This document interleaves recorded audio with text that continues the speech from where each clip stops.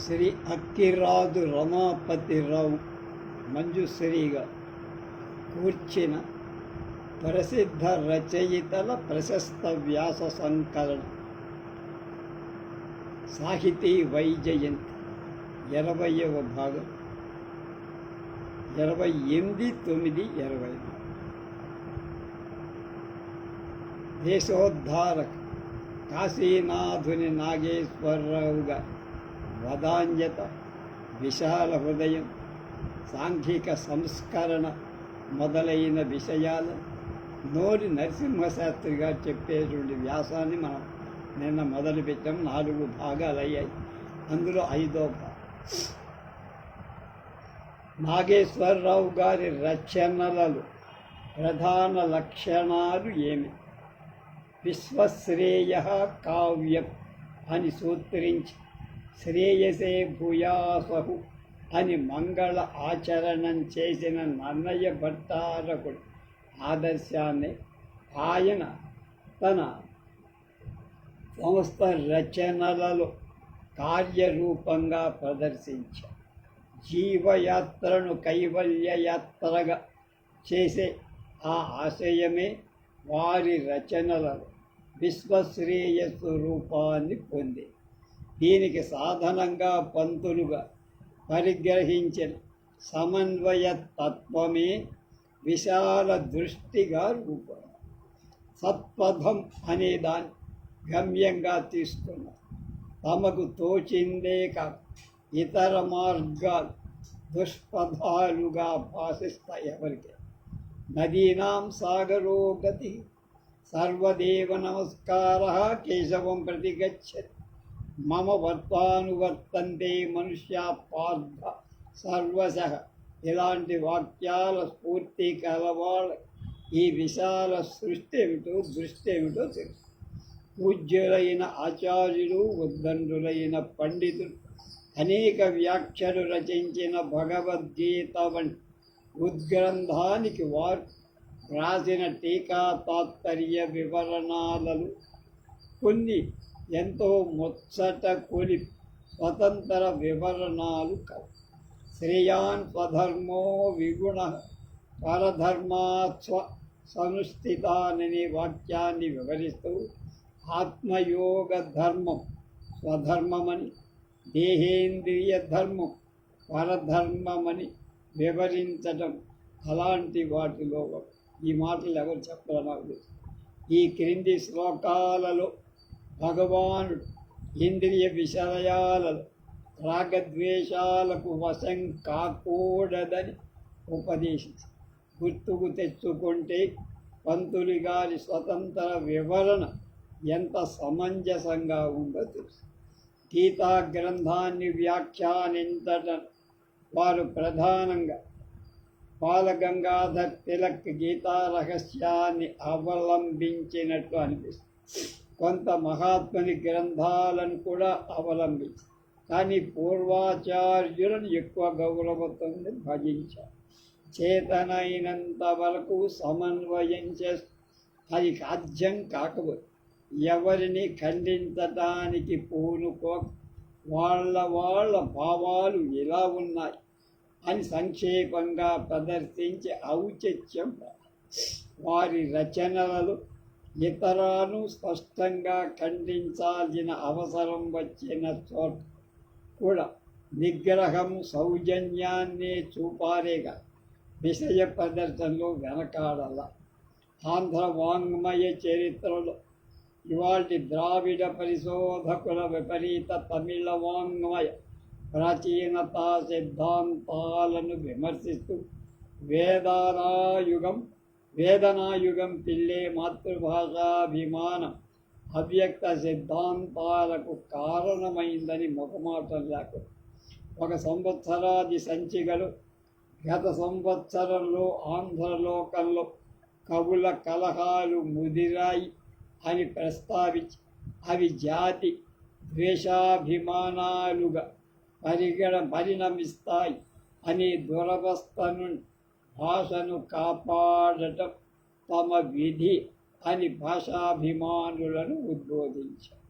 పంతులు గారి రచనలు చూసిన వాళ్ళు ఆయన యొక్క సర్వతోముఖ వ్యాసంగం గ్రహించిన ప్రతి విషయంలో సమగ్ర పఠన పరిశోధనలు అద్భుతాలుగా కనిపిస్తాయి. ఆంధ్ర వాంగ్మయ సూచిక పీఠికా ప్రాయంగా రచించిన ఆంధ్ర వాంగ్మయ చరిత్ర ఇందుకు నిదర్శనం. ఆంధ్ర కవుల వాంగ్మయాన్ని గురించి ఆగ్మయాన్ని గురించి మాత్రమే కాదు, తమిళాది భాషా వాంగ్మయాలను గురించి కూడా అప్పటికి వచ్చిన గ్రంథ జాతాలు వ్యాస శతాలను మూల కావ్యాలతో ఎంత క్షుణ్ణంగా ఎలాంటి పరిశీలన దృష్టితో పఠించారో ఆ గ్రంథమే ప్రత్యక్ష సాక్షి. అజంతా విహారాలనే సుదీర్ఘ వ్యాసంలో కూడా ఈ లక్షణాలు స్పష్టంగా పంతులు గారిల బహుముఖ వ్యాసంగాలు కలవాళ్ళకు బహుగ్రంథ పఠనం అస్పష్టతకు కారణం అవ్వడం సామాన్యత.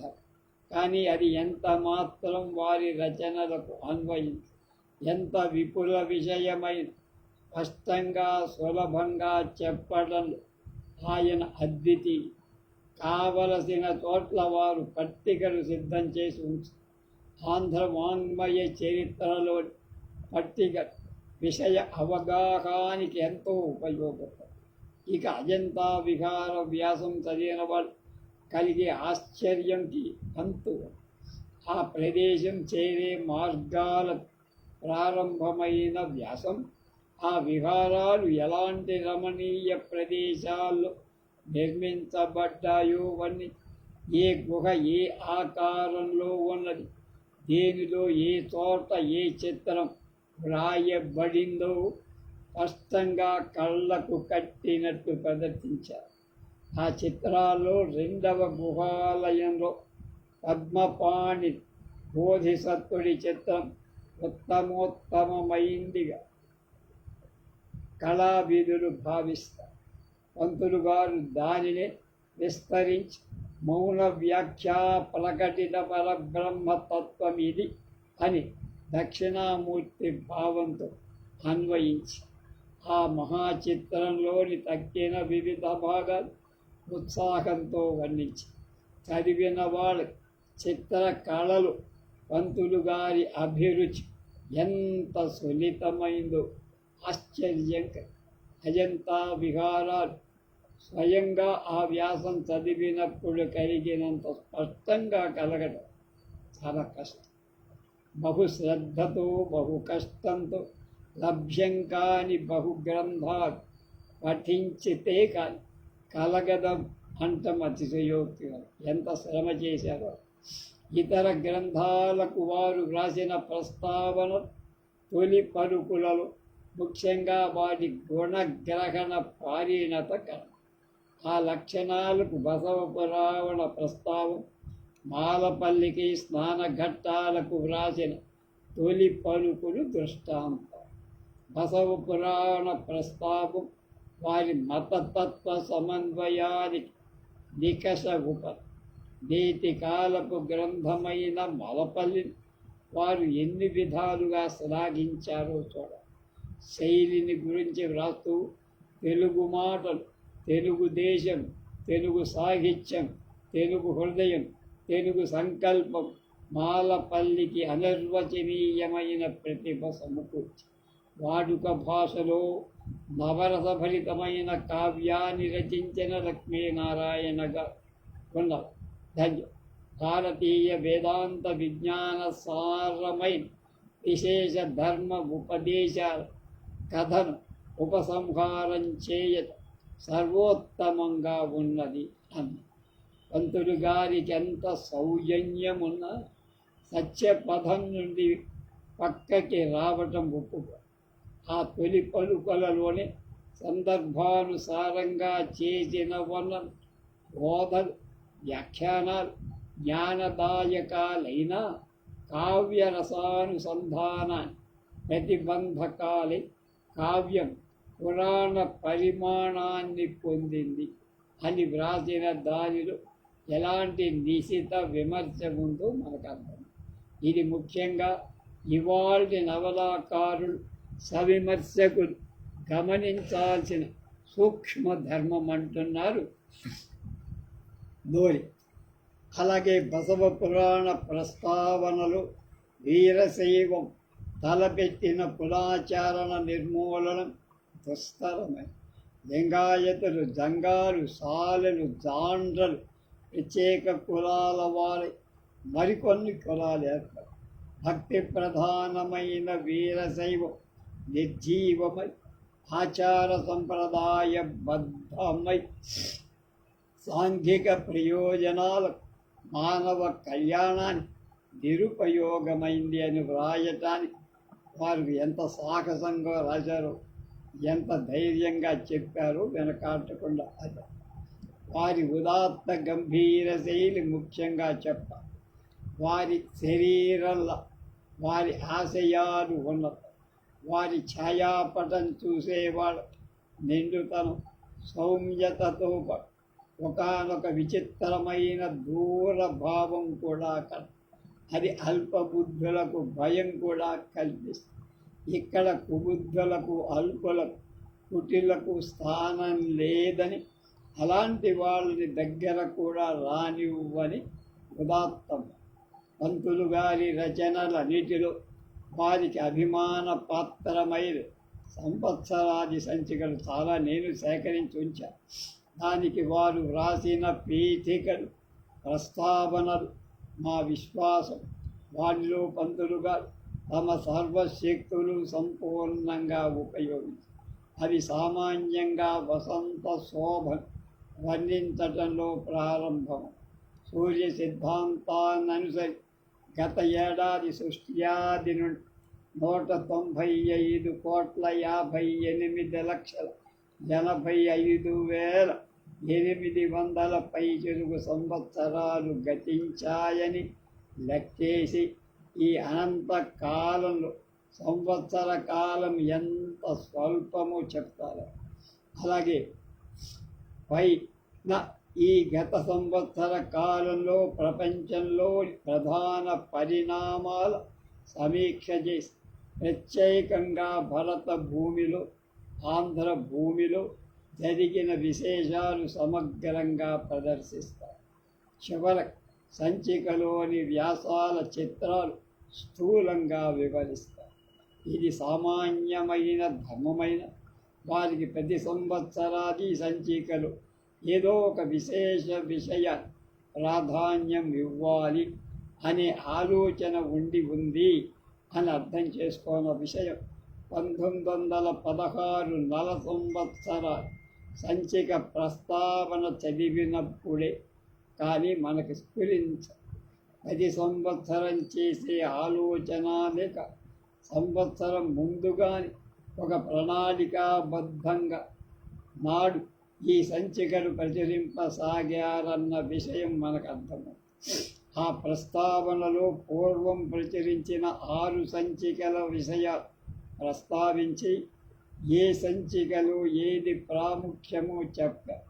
సాధారణ సంచికలు విద్యా, జీవిత రహస్య, జీవిత చిత్రాలు, విరోధి కృతులు, సాంఘిక విషయాలు, పరిధావిలో పంచమ జార్జి రాజ్యాభిషేకంతో ఢిల్లీ నగర చరిత్రం, స్వదేశ సంస్థాన చరిత్రలు, ప్రమాదీచలో వాంగ్మయ సంబంధాలు, ఆనందలో మహాపురుషుల చరిత్రం, రాక్షసులు ఐరోపా మహాసంగ్రామం ప్రముఖ స్థానాలు అలంకరించాయని తెలిపి మరో సంచికలు వ్యవసాయ అభివృద్ధి, నాట్యరంగం, చిత్రలేఖనం, రూపకల్పన, దేవాలయ ప్రాధాన్యం వహించాయని వివేచన చేశారు. ఈ దృష్టితో చూస్తే ప్రస్తావనలు వారి రచనలలో మకుటాయమానాలు అని అనిపిస్తుంది. సర్వకార్యాలలో లాగా తమ రచనను విశ్వశ్రేయం ప్రతిఫలింపచేస్తూ తమ జీవితయాత్ర శివయాత్రగా చేసుకున్న నాగేశ్వరరావుకు నమస్కారం. గురులేన వనరించిన నరవర అప్రియం తన మనంబున కగుతా నురులకు అవిసేయకుని పరాయణ పరమధర్మ పదమెల్లను అర్ధమూల కేరళ మహాభారతం. కృత్యాధ్యవస్థ. ఒక కావ్యం రాసేటప్పుడు కవి ఎలాంటి బాధలు నొప్పులు పడతాడో చెప్తాడు విశ్వనాథ సత్యనారాయణ.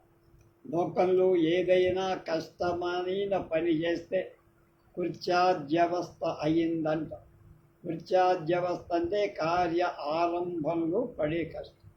నాకు ఎన్నిసార్లు ఆలోచించిన కావ్య ఆరంభమనే తోస్తూ కార్యారంభానికి కష్టం లేదా అంటే ఉంది.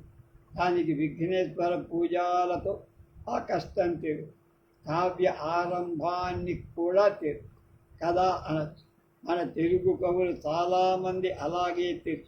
సంస్కృతంలో లేని కృతి ఇవ్వడమనే సంప్రదాయంతో తెలుగు కవులకు ఆ చిక్కు వదిలి కథారంభంలో ఆ చిక్కు మళ్ళీ వస్తే మనవాళ్ళు తేలిగ్గా దాటుకుపోయి ఆ ఊరు కోట వర్ణించడం, వప్ర పరిఖలు వర్ణించడం, 4 వర్ణాల వాళ్ళని వర్ణించడం, ఆ ఊళ్ళో ఒక రాజున్నాడని పెదరాజు పెద్దమ్మ కథలు అందరూ కవులు తయారు చేసేసారు.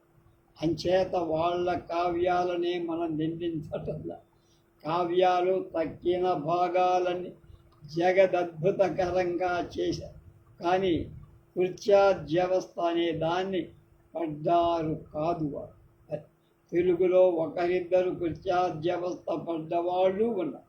వెంకటి సూరన వారిలో ఒకడు ప్రధానం. ఆయన కళాపూర్ణోదయ ప్రభావతులు రెండింటిలో కృత్యాధ్యవస్థ పడ్డారు. కళాపూర్ణోదయంలో కంట ప్రభావతి ప్రద్యుమ్నంలో ఈ అవస్థ ఎక్కువ కనపడు. కల్పనలో ఎక్కువ ప్రసన్నత కూడా. సంస్కృత కవులు, అందులో నాటక కవి పడినటువంటి ఈ అవస్థ శిల్పాచార్య క్రమం అలా అన్నట్టుగా ఉంటుంది. ఆ కవులు మొదలు పెడుతూనే అగాధమైన విషయంతో మొదలు పెట్టడం, ఒక్కసారిగా పఠిత రసాబ్దిలో మధ్య భాగంలో దించేయడమో చేస్తారు. వాళ్ళు కావ్యాన్ని చూసే వైఖరివే. షేక్స్పియర్ నాటకాలు ఆయన రాబోయే కథలో ఉండే సమస్య ఘట్టాన్ని మొదటి రంగాల్లో ప్రదర్శించి వదిలేస్తారు. తక్కిన నాటకం ఈ సమస్యకు పూరణమవుతుంది. ఆయన కథలో అన్ని భాగాలు ఒకదాంతో ఒకటి అతక్కపోయినా అతక్కవు. పాశ్చాత్య గ్రంథాలు చాలా భాగం ఇలా ఉన్నట్టు నాకు అనిపిస్తోందంటున్నారు విశ్వనాథ్. కొన్ని అత్యుత్తమ గ్రంథాలు ఉన్నాయి. ఇబ్సన్ రాసిన లేడీ ఆఫ్ ద సీ చాలా అద్భుత రచన. శైలాసు మార్నర్ ఒకడు అటువంటి ఇంకా ఉన్నాయి. ఈ గ్రంథాల్లో ఒక గొప్పతనం ఏమిటంటే ఆ గ్రంథకర్తల దృష్టి సర్వతోముఖమై ఏ 4 ఘట్టాలు రమ్యంగా వర్ణి కావ్యం పూర్తయిందని అనుకో. వారు సృష్టినంత ఒక అనంతరితమైనటువంటి సూత్రంగా భావిస్తారు. ఆ సూత్రం యొక్క ఆది మధ్యాంత అన్యోన్య నివిస్తాలుగా అది అంతమాది ఎందు ప్రతిబింబిస్తారు. అది అంతంలో చివరిలో అంతం ఆదిలో అది కనబడు. ఒకే వస్తువు యొక్క పరిణామం భిన్న వస్తువుల సమాహారం కానిక అది వాళ్ళ సృష్టి వైలక్షణ్యం. ఇది సంస్కృత నాటక ప్రధానంగా కాళిదాస భవభూతులు చేసిన సృష్టి పాశ్చాత్యంలో ప్రధాన నిర్దిష్టుల లోకవర్తమాన ప్రదర్శనే అవటంచే ఈ శిల్పపు బిగు వస్తు బలం లేక సన్నగిల్లినట్టుగా కనపడు. కొన్ని చోట్ల మరీ బాగానే కూడా ఉండొచ్చు. ఇలాంటి సృష్టిని కావ్యంలో నిక్షేపించడంలో 2 పద్ధతులు కనపడతాయి. ఒకటి కావ్య ఆదిలో కావ్య ప్రధాన ఉద్దేశ వ్యంగ్యభూతంగా నిక్షేపించి చెప్పకుండా తక్కిన కావ్యంగా రాసుకుంటారు.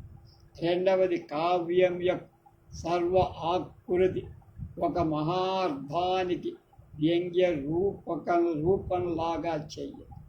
ఈ పద్ధతిలో కవి కృత్యాద్యావస్థే కాదు, కృతి మధ్యాంత అవస్థలు కూడా తప్ప. ఈ రెండో రకం తన కృతిని తీర్చిన ప్రభు ఋషి ప్రథమ గణంలో చేరుతారు. వాళ్ళిద్దరూ కాళిదాస భవభూత. శాకుంతల ఉత్తర రామ చరితలను వారిలా సృష్టి చేశారు. ఈ చెయ్యడంలో వారిద్దరి మధ్య కొంత వైలక్షణం లేకపోతే ఇందులో మొదట చెప్పినటువంటి సృష్టి వాళ్ళిద్దరినీ మినహాయిస్తే మరికొంతమంది చేసి దాసుడు, భట్టభానుడు మొదలైన వాడు కృత్యాద్యవస్థ మాత్రమే పట్టు. ఈ అవస్థ కలికాలంలో మొదలు పెట్టల. త్రేతా నాటి వాల్మీకి, ద్వాపరం నాటి వ్యాసుడు కూడా దీనికి మార్గదర్శి. వాల్మీకి రామాయణం ప్రారంభిస్తూ ఎలా అన్నాడు? అయోధ్యాపుర వర్ణనతో లేదే, రాజును వర్ణించి కథలు పెట్టలేదే, ముని పుంగవుడైన వాల్మీకి వాగ్విదాంబరుడైన నారదుడు కోన్వస్మిన్ సాంప్రతం లోకే గుణాన్ కశ్చ వీర్యవాన్ ఆత్మవాన్ కో జిత క్రోధో జితిమాన్ కో అనసూయక అని ప్రశ్నించి తన మహాకావ్య పరమార్థంలో మహానాయకుణ్ణి సంకల్పి ఆత్మవాన్ అని పరమేశ్వరుని ఉద్దేశించి ఈ కావ్యారంభం యుగాలు గడిచిన తరువాత సామాన్యంగా అనిపిస్తుంది. చిన్నప్పుడు చదివిన మను చరిత్రలో పద్యాల్లోని అందం పెద్ద అయిన తర్వాత తెలిసినట్టు, కానీ దానిలో ఉన్న వ్యగ్రత భావిస్తే కానీ అది అల్పమైన విషయమేం కాదు. కావ్య దృష్టిలో కాకుండా పురాణ దృష్టితో చూస్తే ఆయన అడిగాడు, ఈయన చెప్పాడనటం మాత్రమే పరమార్థం. అది అలాగే జరిగిన దాన్ని కావ్యాదిలో నిక్షేపించడం మాత్రం కవిత ఆత్మను దర్శించి ఇటువంటి కావ్యాది సృష్టి యుగ ధర్మ భేదం వల్ల మారుకో వేద ఛందస్సులు మాత్రమే తెలుసుకున్న ఆ రోజులు కావ్యాది ఇలా చెయ్యటం పైగా ఆ కాలంలో ఉండే ధర్మ బిగువు కాలం గడిచిన కొద్దీ వచ్చిన ధర్మచ్యుతి లేకపోవటం కావ్యంలో కూడా ప్రతిబింబిస్తూ ఉంది. నిత్య ధర్మాసక్తుడికి వ్యంగ్యం తక్కువ. వ్యంగ్యం ద్వారా రససిద్ధికి అల్ప సంస్కారి. ఇక వ్యాసుడి కావ్యారంభం వ్యాసుడి నాటికి ద్వాపరం చివరికి వచ్చి కలి ముట్టుకోబోతారు. ధర్మమంతా ఉత్సన్నమై అంచేత ధర్మబోధన చేస్తూ సృష్టి యొక్క పరమ రహస్యం భారతం చెప్పాల్సి ఆ రహస్యం వాల్మీకి నాటికి విస్మృతి పదంలో మర్చిపోల జనం. వ్యాసుడి నాటికి అది మర్చిపోయారు. దాన్ని పరామర్శిస్తూ కావ్య పరమార్థం మరో రీతిగా భావించకుండా గ్రంథాదిలోనే సర్పయాగ కథ ద్వారా ఉపదేశం. భారతమంతా కర్మ ప్రధానాన్ని బోధించే గ్రంథం. కర్మ అంటే నిత్య నైమిత్తికం కాదు, ఆగామ సంచిత ప్రారంభం. సృష్ట్యాది నుండి తన యందు ప్రతిఫలించి బ్రహ్మ పదార్థం కలిగిన మూల ప్రకృతి ఎలా పరిణమిస్తుందో, అందులో బహుజీవుల కర్మసూత్రం ఎలా నడపబడుతుందో, కర్మకు మొదలు చివర ఎక్కడో ఈ విషయాలని ఫలితాలయ్యే సర్పయాగ కథ ఈ మహా విషయాలని బోధించే భారత గ్రంథ ఆదిలో ఆ మహర్షి నిక్షేపించాడు. ఆయన భారతాన్ని శంతరుడన్నాడు, కానీ అది భరతుడు దగ్గర నుంచే కానీ మొదలుపెట్టి కథ చెప్పారు. ఆయన భారతంలో శంతరుడున్నాడు, కానీ భరతుడి దగ్గర నుంచి కానీ కథ మొదలుపెట్టి చెప్పారు. హస్తినాపురాన్ని వర్ణించారు.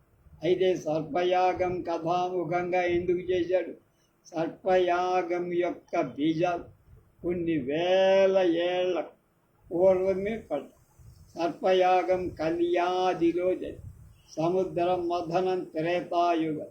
సముద్ర మథనమైన తర్వాత ఉచ్చైస్తులవం ఆ తీరాన మేస్తుంటే కద్రు వినతలు చూసి పండిదం అంటే పందెం వేసుకున్నాం. ఆ సందర్భంలో కద్రువ తన కొడుకులు జనమేజయ సర్పయాగంలో చచ్చేట్లు శాపమి. ఆ శాపం తర్వాత కొన్ని లక్షల ఏళ్లకు యాగం చేస్తారు.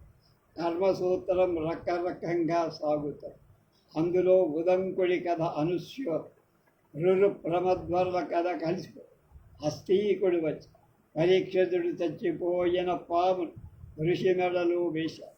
అలా బహు కథ ఉపనదులను సంగ్రహించుకొని ఈ కర్మ కథా ప్రవాహం భారత సముద్ర అభిగామిని అయి ప్రారబ్ధ కర్మ మనం గుర్తించలేం. దారిలో ఆగామి సంచితాలు వచ్చి చేస్తాయి. ఇవన్నీ కలిసి ఏ పరిణామం పొందుతాయో మనకి తెలియదు. మొత్తానికి ఈ సృష్టి అంతా చుట్టిన చాపలని మరచిన కొద్దీ పోయి చివర కనపడాల్సిందే తప్ప అంతవరకు ఏం కల. అయితే ఆ చివర పరచినప్పుడు మాత్రమే లేదు, చుట్టినప్పుడు కూడా ఆది అంతాల సమిష్టి సంక్షిప్తి ఈ సృష్టి అనడం. ఈ సృష్టి రహస్యాన్ని తన కావ్యాలు వ్యంగ్యభూతంగా ఉంచడం ఈ కర్మభూమిలో ఉన్న మహాకవులందరికీ తెలిసింది, చేసింది అయిన విషయం. ఆనుశాసనిక పర్వంలో మొదట గౌతమి లుబ్ధక సర్పమృత్యు సంవాదమని ఒక ఉపాఖ్యానం. అది ఆనుశాసనికంలో మొదటి. భారతంలో ఆనుశాసనిక శాంతి పర్వ 2 ధర్మానికి ఆయువు. శాంతి ఆధ్యాత్మిక విద్యనంత చెబుతుందో ఆనుశాసన ఆది భౌతికాన్ని అంత చెబుతుంది. ఈ గౌతమ్యాది సంవాదం గౌతమి కొడుకు పాము కరచి చచ్చిపోదు. కిరాతకుడు ఆ పామును కట్టి తెచ్చి చంపుతానంట. గౌతమి వద్దని. పాము నాదేం తప్పు ఉంది, మృత్యువు కరవమన్నాడు, కరిచానంట. మృత్యువు వచ్చి నేను కారుడి ఆజ్ఞ చేశా, నాదేం తప్పురా అంటుంది. కారుడు వచ్చి ఈ కుర్రాడు పాము కట్టి చనిపోయి దుష్కర్మ చేశాడు, అందుకని అలా చచ్చాడు. తన ఎరుక దేవాలాపాలు ఒక్క తెరగై ఉన్నది. గౌతమి ఇలా అంది, వాడు అలాంటి కర్మ చేసి పాము చేత కలవబడ్డాడురా. నేను ఇటువంటి కొడుకును కని కర్మ చేసి ఇట్లా కొడుకును కోల్పోయానంటే ఇది భారతం యొక్క పరమాణం. దీన్నే వ్యాసు తన కావ్యాలలో సర్పయాగ కథ ద్వారా ధ్వనితం చేసి ఆయన పడ్డ కృత్యాద్యవస్థ. కొందరు ఆధీనికులు పాండవులది న్యాయమ, కౌరవుల అర్జునుడు ఎక్కువ, కర్ణుడ, ఇందులో బ్రాహ్మణేతర కక్షలున్నాయి అని అనేక రకాలుగా ఆలోచన ఈ కాలాన్ని బట్టి తగిందే కానీ వ్యాసుడికి గోల్ తెలియదుగా. తెలుసునని కూడా ఆలోచిస్తే ఆలోచించు. వ్యాసుడు జరిగిన కథ ఆధ్యాత్మిక ఆది భౌతిక విషయాలు కొన్ని చోట్ల కథారూపంగా, కొన్ని చోట్ల వ్యంగ్యభూతంగా పారమార్థ దృష్టితో రాసి. దీనికి భారతంలో ఉన్న బహు కథలు ఆ గ్రంథానికి తిలకాయమానంగా. ఇలాంటి ఉద్దేశం వ్యాసుడికి లేకపోతే తన్ముఖంలో నిక్షేపించడం వ్యర్థం, గుణరహితం అయ్యేది. అది సర్పయాగ, అది రాయ. కావ్యకళ కళ్యాది నుండి మిక్కిలి విజృంభించిందని చెప్పు. వేదానికి రుక్కులకే ప్రాశస్త్యం. సృష్టిలో అదేం చిత్రమో ఆదిలో సంపూర్ణత్వం పోను పోను ఛిద్రత్వం కనపడు. కొన్ని జాతులలో మహాకవులు తజ్జాతి సారస్వత ఉదయ ప్రథమ కాలాల్లోనే పుట్టి. అలాగే కాళిదాస్ ఆయన శాకుంతలంలో తీర్చిన తీర్పు అద్వి. అలాగే తీసుకున్నది ఒక రాజు కథ మాత్రమే. చేసిన సృష్టి శంభు తను. దానిలో యజమాన్, హోత, సూర్యచంద్రుడు, పంచభూతాలు ఇమిడిపో. ప్రస్తావన నాటకానికి ముఖం కాబట్టి మానవ కావ్యార్థ సూచన దానిలో ఉండాలి కాబట్టి ప్రస్తావన ఎవళ్ళైనా కొంచెం కవులైతే బాగా రాయి, కానీ కథారంభం చేయడం కాళిదాస భవభూతలకు మాత్రమే తెలుసు. కాళిదాసు వ్రాయబోది శృంగార రస విషయం. తక్కిన రసాలు శృంగారానికి చాలా తేడా. రౌద్రాది రసాల్లో ఉదాత్తత్వం కొంచెం తగ్గినట్టు కనపడు. శృంగార రసం ఏమాత్రం పొల్లొచ్చిన అనుదాత్తత వచ్చి గ్రామ్యమైపో, బజారైపో. రచనలను అభినయంలో చాలామంది నటులు ఉదాత్తాదాగ్రమ్యతల మధ్య పులిమేర గుర్తు తెరక్కడు రసాభాసం. అలాంటి శృంగార రసాన్ని కాళిదాసు పట్టుకొని కావ్యం ఎలా ఆరంభించాలి తెలియక చాలా గగ్గోలుగా ఏకాయకి శకుంతలను ప్రవేశపెడితే దుష్యంతుడి చేత ఎలా మాట్లాడించాలో తెలియదు. దుష్యంతుడే ప్రవేశించిన ఎలా చెయ్యడమో కష్టం. ఆ కష్టాన్ని తప్పించుకునే ఒక ఎత్త. అదే దుష్యంతుడు లేడిని తరుమె. రంగం మీద రథం ఎట్లా పరిగెత్తుంది, లేడి ఎలా పరిగెత్తుంది? వాడు పూర్వుడు కనుక సరిపోడు. ఆధునిక రంగానికి ఇటువంటి పరిస్థితులు పనికిరావు. వాళ్ళ ఉద్దేశం లేడి పరిగెత్తడం, రథం పరిగెత్తడం కవి పాత్రల చేత వర్ణింపించి సామాజికుల భావనలు ఆ పరుగెత్తడం కనిపింపజేస్తారు. దానికి ఆ కాల